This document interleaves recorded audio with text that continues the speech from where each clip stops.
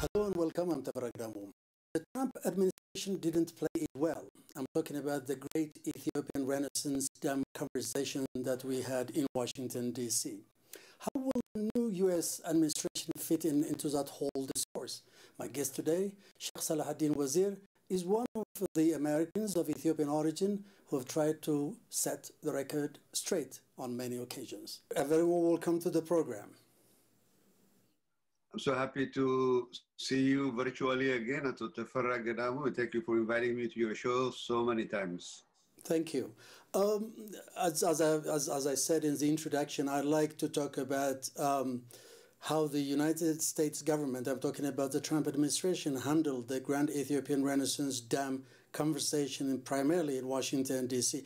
You are one of the Ethiopians I know, of course, of Americans of Ethiopian origin, who really did not like the whole idea, who didn't like the way your government, the U.S. government, was handling this conversation.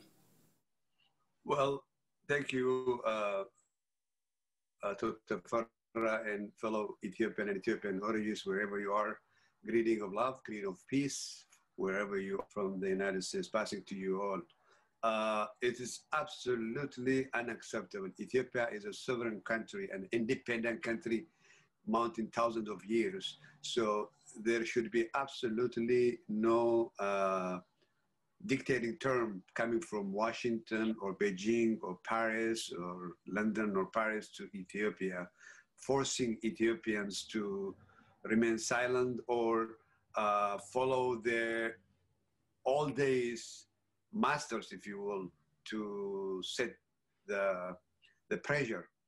And out loudly, myself and fellow Ethiopian Americans and many, many peace-loving rejected Trump administration's involvement in dictating and publicly, not even privately, it's publicly aired, very sickening, ill policy, ill-advised policy, very discriminatory, very arrogant, very disrespectful to the sovereign country of Ethiopia, and giving that kind of reckless statement by the President of the United States, openly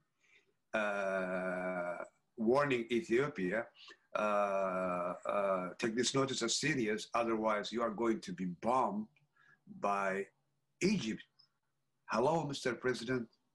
Hello, Mr. President. Are you saying publicly in the White House to a peace-loving country and you giving a green light to bombard?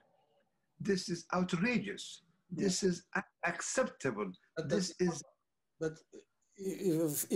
unacceptable by any standard. Right. But before he got to say that thing of bombing, the Egyptians bombing the Grand Ethiopian Renaissance Dam, there was lots of arm twisting well ahead before that, wasn't there? They really crafted this plan very well. That was their dream. That was their diplomatic and political mission throughout the Arab world, throughout their Western friends, to make that happen and dictate that term accordingly. So when the administration now learned and immediately corrective of action to disengage that route, and then that kind of threat is coming. Not only was the threat, is coming saying, you know what, we are going to cut the aid. Hello, Mr. President again. Ethiopia is not that broken poor that are relying exclusively in the mercy of the United States. Ethiopia is capable to survive. She survived thousands of years. She's not going to be dying because of your little dollar amount that you are on hold. You need to understand the psyche and the mindset of Ethiopia. Ethiopians people are dignified people, honored people. They rather die with starvation while holding their dignity. They cannot be purchased by dollar and cents. You miscalculated, Mr. President. You do not understand the Ethiopian people. You should seek advice from those who knows. And that's why we vigorously rejected and mobilized throughout the state with all of our friends, senators, governors, mayors, all fellow Americans and lobbied to reject the direction of our government, the United States, in tax dollars money being manipulated, this ill-advised policies toward Ethiopia. So Ethiopia and America have enjoyed over hundreds of years of diplomatic relationship. The Ethiopian people also must know this. Do not mix few elite of Trump administration with over 270 million American. American people are very good people, very good-hearted people. I'm an American. I lived in America over 35 somewhat years. I have dealt with all kinds of Americans. They are good people. Don't mix between the American good people and then few elite of Trump administration. But Ethiopia and Ethiopians felt betrayed primarily by this adventure. I have to be very bluntly clear. The Egyptian people, as a people, are really very good people again. I visited Egypt. I have seen it. If they have one bread, the Egyptian, they want to share with you half and half. Right. That's how good they are, the people. But the Sisi administration, those who are elite, they are doing this for their selfish, narrow view and saying to the Ethiopians, all you have to do with the Blue Nile, sing for the water, don't touch it. It's not going to happen. Ethiopia has a right to utilize it, to use it, to get out of the poverty, to use it for electricity, whatever she needs to. Why you are dictating this? And I said it in Arabic for them in one of the public gatherings. And I said, where are you from the saying of the Prophet? Which he said, this water of Blue Nile is a blessed water coming from heaven. How dare you say this water is not going to be enough? It's going to be enough to the whole Africa, not only those eastern. That water, that blessed water originating from heaven, it is enough to feed the whole Africa. What are you talking about? Where you come in this narrow view of saying there's going to be less, where it's going to be enough, our starving. No, we are not saying let our neighbors starving to death. The Prophet said, لَيْسَ مِنَّا مَنْ مَاتَ وَجَارُهُ جَيْعًا, meaning the Prophet said, who will not follow the Sunnah, which is the tradition of the Prophet, who knowingly know his neighbor is starving and live in peace. No, we Ethiopian people are also good people. We like to share with the Egyptians, we like to share with the Sudanese, we like to share with the Ugandans what we have. That's what we have been doing for thousands of years. Why you are nervous now when we want to use it for our own use? Right. So, I mean, I know you and many other Ethiopian Americans in the United States have engaged your senators, your representatives, and across the board to be able to influence American position as far as the GERD is concerned. I understand that although you tried really very hard, you didn't make any difference, did you? We made a difference. That's why you've seen the letter written to Secretary of State Pompeo to loosen his rhetoric toward Ethiopia. That is the result of the campaign by the Ethiopian Americans. It brought the result of that slowdown. You don't see from the administration as he used to pushing it that toward change. But second of all, but yes, of course. I mean, of course, yes. I mean, the conversation has now moved to the African Union, right? I mean, as far as fixing this problem, to get the conversation going, definitely. But as far as U.S. policy is concerned, it was really a tough journey for you guys, right? Democratic country, not few people can dictate whatever. If the president, he wants to do as he wished from day one, this country, U.S. and the rest of the world would have been in chaotic situation because there is a check and balance. He has been holding so many times. Sometimes one pen stroke, the judge stop him. In Seattle, in so many words, throughout so many of his policy. The president cannot, because he is duly the elected president of the country, doesn't mean he can do everything. He's not a dictator. He tried to be, but he stopped, and he will stop. And finally, we've campaigned too. We've campaigned with all of our power. Grassroots movement in Georgia alone, never been happened in history. The Republican Party drastically lost about 14,000 voices. That did not happen over 30 somewhat years. Right. So that resulted of a cumulative of the president's ill policy. The American people spoke, including myself. And we said, I in fact said it during the campaign to the president, bye-bye, Mr. President, from the White House. I said it publicly, even though I'm a religious Imam, I do not involve in politics, but this is a dignity issue. This is a human rights issue. This is moral issue, cannot remain silent. So, and I said it. And people here after me, those who were there, thousands of them, they said, bye-bye, President, from the White House. And we did. And we said to him, farewell, Mr. President, live alone Ethiopia for the remaining few days, few weeks you have in the White House until January 19th or 20th in the morning, just leave Ethiopia alone. So you think, yeah, now that you are assured that Mr. Trump is leaving and a new administration is coming in, would that make any difference, you think, in the way you are arguing your case as far as supporting the GERD conversation? Because whether we like it or not, the U.S. administration, whichever that administration is, are going to be part of a whole conversation, one way or the other. First of all, let me also say in two segments. In one hand, there are fellow Americans who are 70 million who are voted for the president. We cannot just disfranchise all those good loving for the country. So as myself and many community leaders and civic and government, we had in our county, DeKalb County, we had a day of healing and rebuilding that broken trust. The election is now over. So, yeah, but sorry to interrupt you, but when I'm talking, yeah, you got my point. I mean, how different is this government administration going to be? Yeah. I'm coming to you. Okay. So now I say the election is over. So let's reconcile our differences and whatever vision that you have, we will be, whatever makes sense, we will be equally behind you to advocate with the new administration, Biden administration.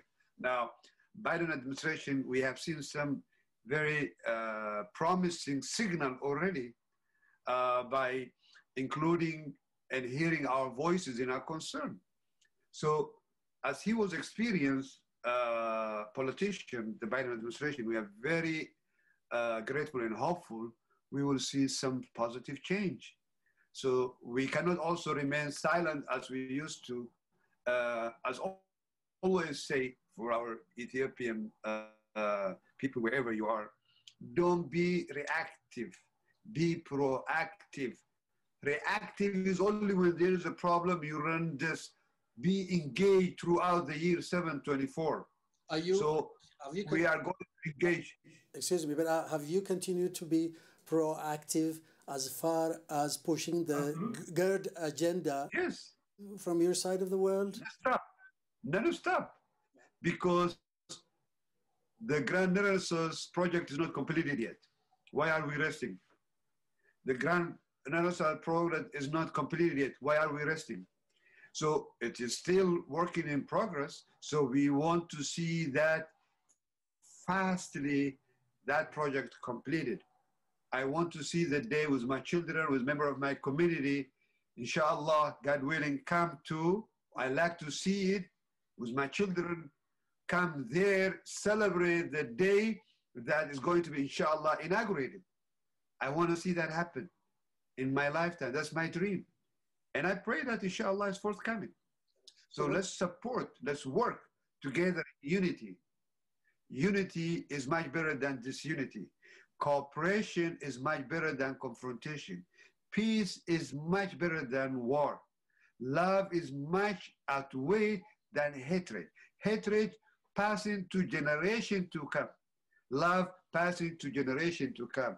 We are to be the peace-loving injector to an open-minded Egyptian, to an open-minded Israelis, to open-minded American, to open-minded Ethiopian, to open-minded African, to open-minded humanities for that matter. Humanity is in need of love. Humanity is in need of peace. Humanity in need of not only bread. Bread alone is good. Humanity is in need of love. Humanity is in need of peace, not war. Humanity is in need of cooperation, not confrontation. So we have a lot of in common. Our commonality is we all like to live in peace. Animal love to live in peace. Human being life to live in peace. Be the soldier of peace to bring that peace, lasting peace, not temporary peace. We've Ethiopians seen wars. How many times? We have seen poverty. We have seen ethnic clashes. We have seen religious fight. We've talked about it in your show many times. So now we need to get out to our sense, look back and design the future. What kind of future do we want for Ethiopia and the world? Love, peace, respect, distance. So you said you'd love to come to the, for the inauguration of the GERD in Ethiopia with your children and so on. That's quite a positive note. So what are you doing? What have you continued doing in the United States to help finish this project as quickly as possible?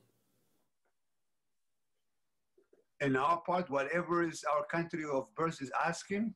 You're contributing money. I know that. Yes. Uh-huh. Yeah, we are lending them money.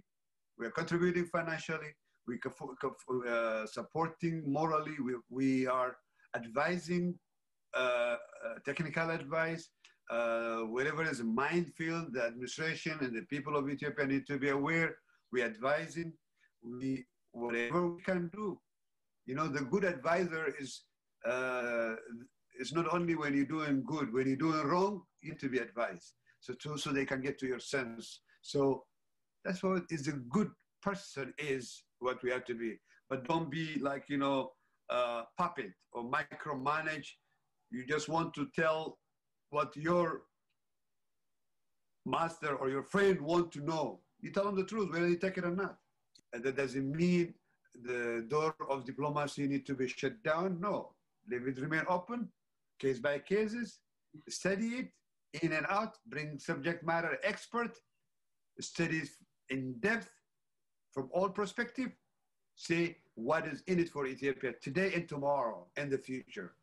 Whatever affecting future of Ethiopia, no leader should compromise.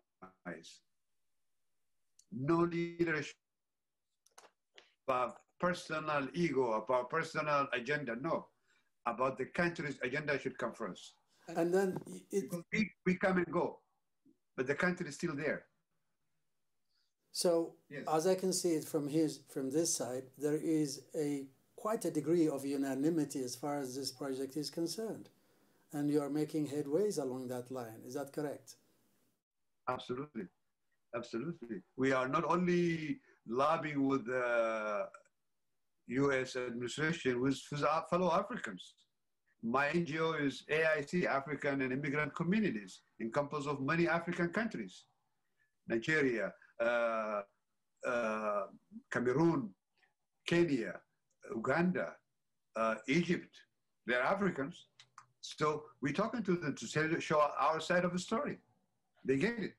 So we need to be more active. I will advise also the administration, this publicly, you need to have more good, solid program in Arabic, not only a few minutes of Arabic news. No.